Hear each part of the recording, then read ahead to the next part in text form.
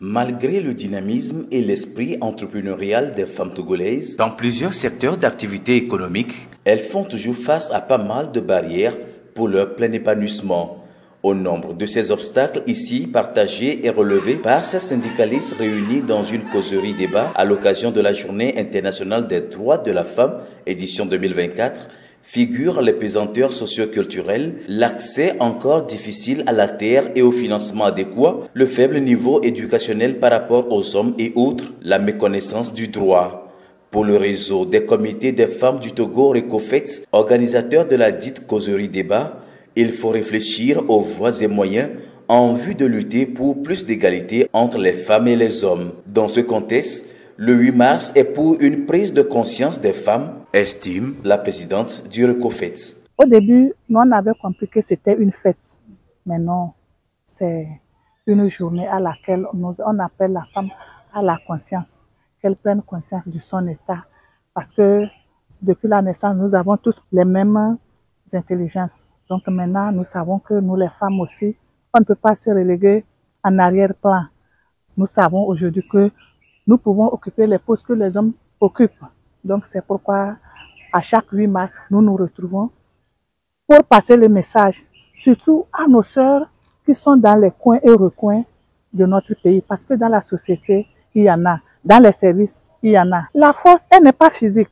Non, il faut qu'une femme, par son comportement, par sa manière d'aller à l'école, que l'homme aussi, quand il la voit, il dit « Ah, celle-là, nous avons les mêmes rapports de force ». Ce message de réveil est ici passé aux camarades de cette centrale syndicale de base pour plus d'efficacité d'action sur le terrain.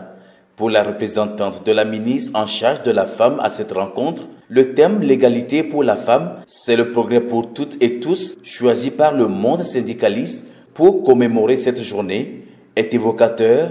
Car il est prouvé par exemple que l'augmentation des revenus des femmes contribue dans une très grande proportion à une meilleure satisfaction des besoins essentiels dans la famille, dont l'alimentation, l'éducation et la santé des enfants.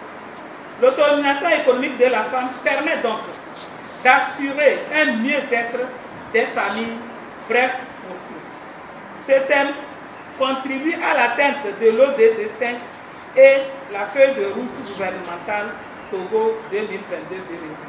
Pour Thomas Kodjesso, venu représenter le porte-parole de la coordination des centrales syndicales du Togo CCST, seul le travail libérera la femme du joug des barrières su-évoquées. L'égalité va commencer par le travail. L'engagement ferme de la femme elle-même. La liberté ne se donne pas, elle s'arrache. Le gouvernement s'est engagé à l'égalité de sexe. Le chef du gouvernement, c'est une femme.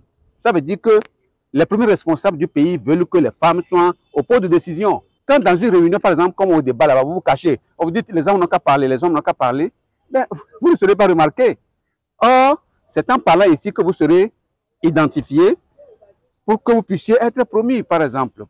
On sait que cette femme-là, elle a le niveau, elle est capable, elle est dynamique, on peut la mettre ici. Mais quand vous vous cachez, qui va vous remarquer pour vous faire avancer? À noter que le Recofet regroupe 4 centrales syndicales affiliées à la Confédération syndicale internationale, CSI Afrique. Il s'agit notamment de la Confédération nationale des travailleurs du Togo, CNTT, la Confédération syndicale des travailleurs du Togo, CSTT, de l'Union générale des syndicats libres, UGSL, et de l'Union nationale des syndicats libres du Togo, UNSIT.